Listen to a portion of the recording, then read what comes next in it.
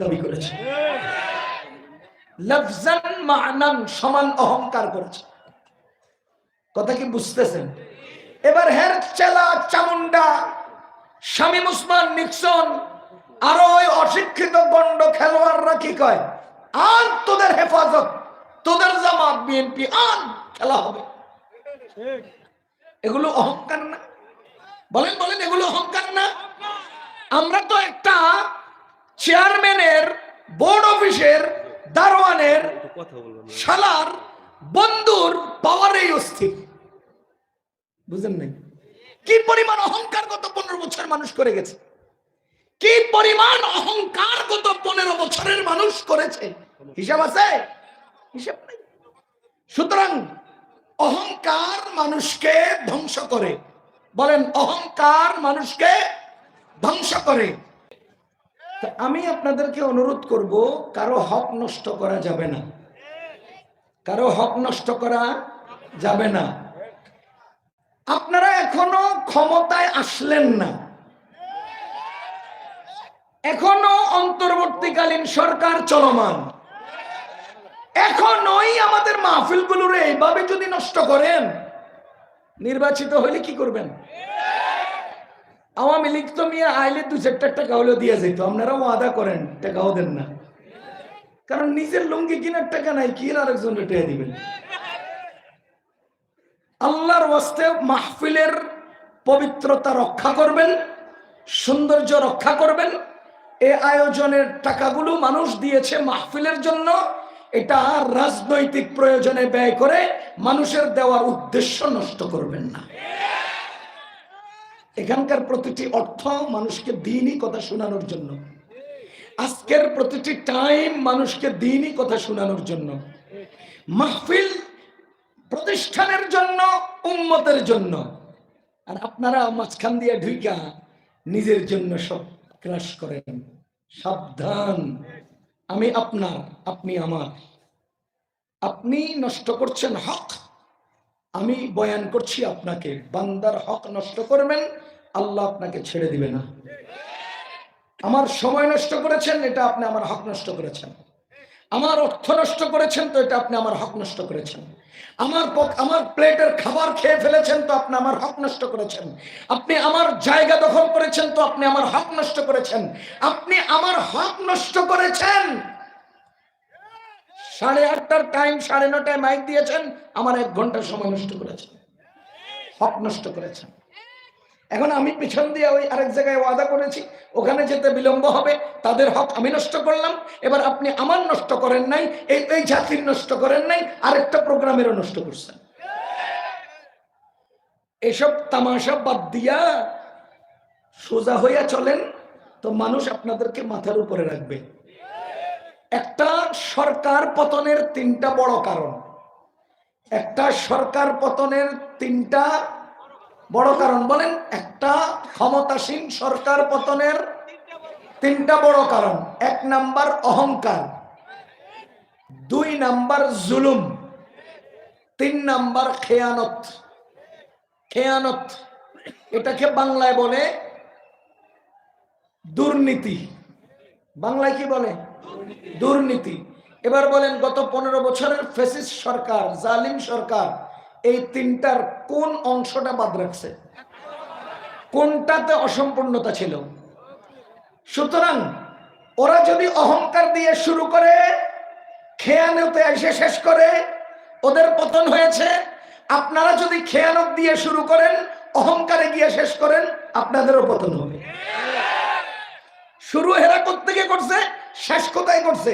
আপনারা হেদের শেষটা দিয়ে শুরু করছেন, বুঝেন নাই? হেদের শুরুটা দিয়ে হেরা শুরু করছিল, শেষটা করেছে কোথায়? আর আপনারা শুরু করেছেন কোথায়, শেষ করবেন কোথায়? খোদার কসম, হেরা শুরু করেছে যা দিয়া, শেষ করছে যেখানে।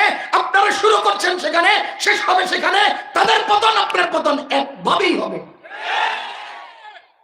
অহংকার, জুলুম, দুর্নীতি, এই 3 জিনিস যত বড় ক্ষমতার অসীন হোক, নিচে পড়ে যায়, ধ্বংস হয়। যেমন ফেরাউন 400 বছরের ক্ষমতায় ছিল। এই 400 বছর ক্ষমতায় সে সর্বোচ্চ অহংকার করেছে। আপনারা সেজদার মধ্যে কি তাসবিহ পড়েন? সুবহান রাব্বিয়াল আ'লা। সূরা আলাকের মধ্যে কি আছে? সাব্বিহিসমা রাব্বিকাল আ'লা। তাহলে রব্বুল আ'লা কে? রব্বুনাল আ'লা। রব্বিয়াল আ'লা কে? ফেরাউন কয় আনা রব্বুকুমুল আ'লা। বুঝতেছেন না আপনারা? যে তাসবিহ আমরা সিজদায় পড়ি সুবহানা রাব্বিয়াল আ'লা, আপনি আমার আ'লা রব। ফেরাউন বলে আনা রব্বুকুমুল আ'লা, আমি তোমাদের ওই আ'লা রব। আমরা যাকে আ'লা রব বলি, ফেরাউন নিজেকে সেই মানের সেই পর্যায়ের রব দাবি করেছে। তাহলে কোন পর্যায়ের অহংকারের মানে স্পিড হয়েছে, কোন পর্যায়ের অহংকার সে করেছে মিলান। এবার আপনারা বলেন, আপনাদের পরাজিত নেত্রী অহংকার করে নাই? বলেন না। আমি উদাহরণ দিতে বুঝবেন। সে রোহিঙ্গা বাংলাদেশে আসলে পরে বলে কি? রোহিঙ্গা বাংলাদেশে আসছে পরে কি বলে? আমার বোন বলছে তুই 18 কোটি মানুষকে খাওয়াতে পারলে 10 লাখ রোহিঙ্গারে খাওয়াতে পারবি না কেন? 18 কোটি মানুষকে সে খাওয়ায়। যে খাওয়ায় সে রব না? বলেন, যে খাওয়ায় সে রব না? তো ফেরাউনে নিজেকে সরাসরি লফজান রব দাবি করেছে, আর আপনাদের পরাজিত নেত্রী হাসিনা নিজের মা'নান রব দাবি করেছে।